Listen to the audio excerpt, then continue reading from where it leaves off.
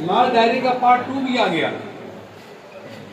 गहलोत जी को समझ में नहीं आता, वो कह रहे हैं कि लाल डायरी में कुछ नहीं है। कि लाल डायरी में राजस्थान की जनता जानती है कि काले कारनामे उसमें छिपे हुए हैं और काले कारनामे उजागर भी हो गए। जब यही बगल में भरतपुर में संत विजयदास जी धरने पर बैठे थे 551 दिन, और उन्होंने कहा था कि माइनिंग माफियाओं का यहाँ पे खुलेआम बोलबाला है। अब आदिबद्री पर्वत को पूरी की पूरी तरीके से उनकी खुदाई कर दे रहे हैं, और फिर संत विजयदास को आत्महत्या करना पड़ा। वो अभी करप्शन के खिलाफ ही संत विजयदास जी बैठे और वो आत्महत्या किया। तो जब संतों को मालूम था, संतों को मालूम है कि यहाँ लगातार भ्रष्टाचार हुआ और वो करप्शन जो है वो लाल डायरी में लिखा गया। तो गहलोत जी अगर एक कह रहे हैं कि भाई लाल डायरी में कुछ नहीं, यह मैंने वैसे है कि ये बीजेपी का संगुफा है, ऐसा कुछ नहीं है। कांग्रेस के मंत्री के द्वारा ही, राजेंद्र गुड़ा के द्वारा ही ये लाल डायरी प्रेस के सामने ले आई, तो बीजेपी थोड़ी ले आई। और सबको मालूम है कि धर्मेंद्र राठौड़ से लेकर के किस प्रकार से राजेंद्र गुड़ा उस डायरी को लेकर के वहां से खिसके और लाल डायरी में सारे काले कारनामे लिखे हैं, और उसका पार्ट 2 आ गया। तो गहलोत जी कम से कम अभी भी राजस्थान की जनता को आप यह बता दीजिए कि हाँ, लाल डायरी बिल्कुल सच है, और लाल डायरी में जो लिखा हुआ है वह एक एक करके जनता के सामने आएगा। और इतना जरूर, जो अपराधी हैं, जिन्होंने राजस्थान को लूटने का काम किया है, उनको भारतीय जनता पार्टी सरकार बनने के बाद उनको छोड़ा नहीं जाएगा। जिस प्रकार से महिलाओं के साथ अत्याचार हुआ है, राजस्थान में 12 से 14 महिला के बलात्कार की घटनाएं घटती है। अलग अलग स्थानों पर देखे तो करौली में महिला के साथ गैंग रेप हुआ, उसके बाद गोली मारी गई, उसके बाद गोली मारने के बाद उसमें एसिड डाला गया, और एसिड डालने के बाद उसको कुएं में डाला गया।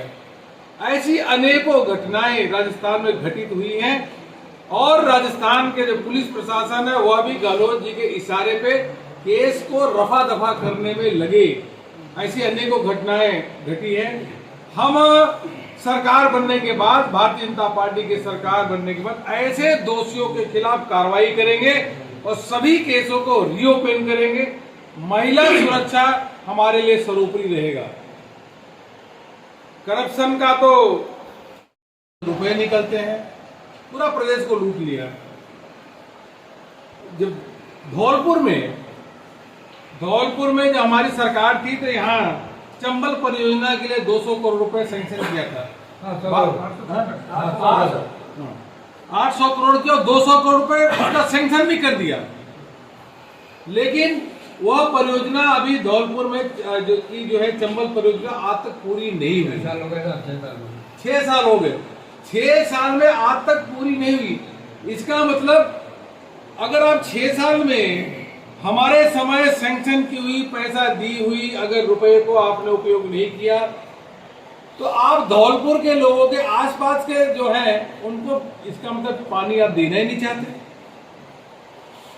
आप कितने असंवेदनशील हैं किसानों के बारे में। यह परियोजना पूरी हो जानी चाहिए, 2 साल पूरी हो जानी, 2 साल पहले पूरी हो जानी चाहिए। हमारी सरकार बनते तेज गति से काम होगा, और चंबल परियोजना को शीघ्र पूरा करने का काम ये भारतीय जनता पार्टी की सरकार करेगी। इन्हें हमारा संकल्प भी है। और हर घर नल से जल, यह प्रधानमंत्री मोदी जी का संकल्प है कि हर व्यक्ति को शुद्ध पीने का पानी मिले।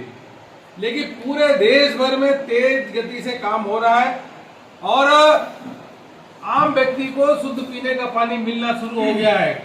लेकिन राजस्थान में जो गहलोत जी हैं, गहलोत सरकार है, उन्होंने किसी भी प्रकार का मैचिंग पैसा नहीं लगाया। जब सरकार भी अपना मैचिंग पैसा प्रदेश सरकार लगाती है, तो परियोजना तेजी से उस पर काम होता है। तो लोगों को शुद्ध पीने का पानी गहलोत जी और गहलोत के सरकार के मंत्री ये देना ही नहीं चाह रहे थे, इसलिए उस पर भी इन्होंने तेजी से काम नहीं किया, और जो काम भी हुआ उसमें घोटाला हुआ। तो जब आप किसानों के लिए कुछ किए नहीं,